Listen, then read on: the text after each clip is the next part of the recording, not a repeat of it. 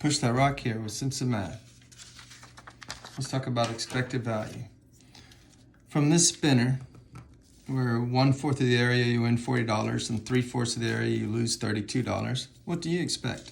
A pessimist says, I'll lose $32. An optimist says, hey, I'm gonna win. I'll win $40, give it to me. And a realist says, probably going to lose.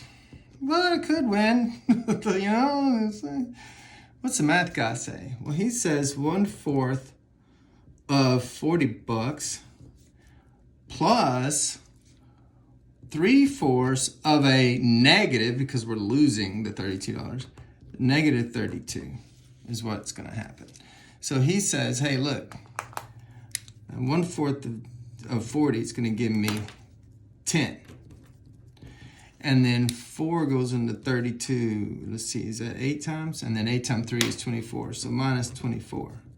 So, you know, I'm going to lose $14. Now, if he won't actually say that, but if that's the number he gets for expectation, it's negative 14. So, you know, you can say, there goes the math guy again, being pretty stupid. Because you can't lose $14, math guy. You're either going to win 40 or lose 32. Losing 14 is not on here.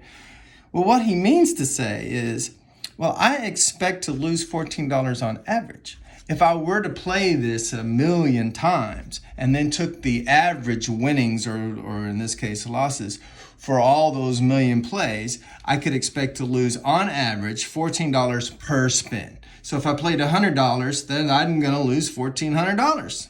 That's what I expect, to lose $1,400 if I played 100 times. So that's what he means by expected value. So the expected value formula, and we can use the Greek letter mu, which is the population average, because that's what it is, an average. Or we can use this capital E of x to say the expected value of x. The formula is summation of, this big sigma means to add up, the summation of the x values and the probability of those x values, okay? So here we have just a regular old die, okay? What's the expected number? Well, if I were to toss it 1,000 times and I kept track of the numbers that showed up, you know, maybe I got a 1, then a 3, then a 3, then a 5, then a 3, and then a 3, then a 6, then a 4, then a 1, then a 1, and a 2, and so forth and so on. I kept track. What would happen? Well, on average, you would get this expected number. And what is it? Well, you take all these values multiplied by their probabilities. So 1 times 1, 6, plus 2 times 1, 6, and so forth and so on until you get to the last one, 6 times 1, 6. In this case, they all have a common denominator, so we just add the numerator. Okay, 1 plus 2 plus 3 plus 4 plus 5 plus 6. And what does that give me? 3 and 3 is 6, and 4 is 10, and 11, so that's 21 over 6, and 6 goes into that 3 with 3 left over, so 3 and 3, 6, or 3 and 1/2. So I expect on average to get 3.5. Okay? So what's the expected outcome if we use this dice to play this game? Win $6 with a 1, win nothing with 2, 3, or 4, but lose $3 with a 5 or a 6. Well, we can win $6 and multiply by 1 chance out of 6. Or we can win nothing, so $0, and that is a 2, a 3, or a 4, so that's a 3 out of 6 chance. Or I can lose, so negative $3, with times the chance for it, which is 2 chances out of 6, 2 out of 6. Well, this 6 cancels, I get $1, okay? And anything times 0 is $0, okay? And then 6, this is actually, doesn't this reduce to 1/3? And then 3 cancels with 3, and I get negative $1. And so this is a $0. I expect, on average, to win $0. So if I played this 100 times, I'd break even. That's what I expect, is to break even. Of course, that might not happen, but that's what I would expect. And now, on average, you should win $0 per time you play.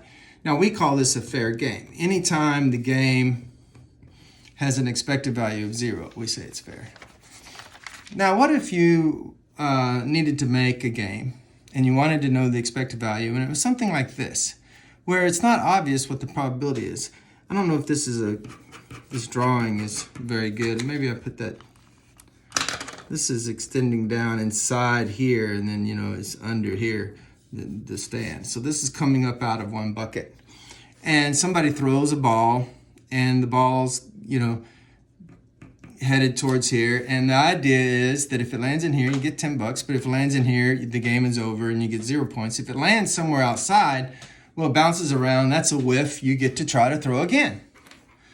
Okay, so if you're just a really bad shot in mid-outside here, well, you get to try again. But if he comes in, it bounces off and lands in here, game's over. And if it lands in here, it's $10. How will I know, 10 points. How do I know what the expected number of points for this game is?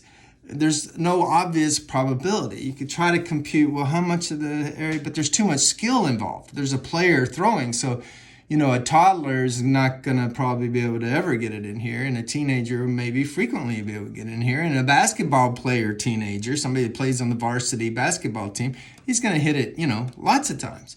So how do I incorporate that? Well, I get a sample. I get a bunch of toddlers, and I get a bunch of middle-late schoolers, and then I get a bunch of high schoolers, and I have them play the game. Now, I'm going to keep the samples short, but you should use at least 30 if you were really wanting to know. At least 30, probably a larger number, but 30 is good for a project. But let's say I had a sample and I just have 10 people. I'll just number them rather than give them names. I have 10 people that play the game.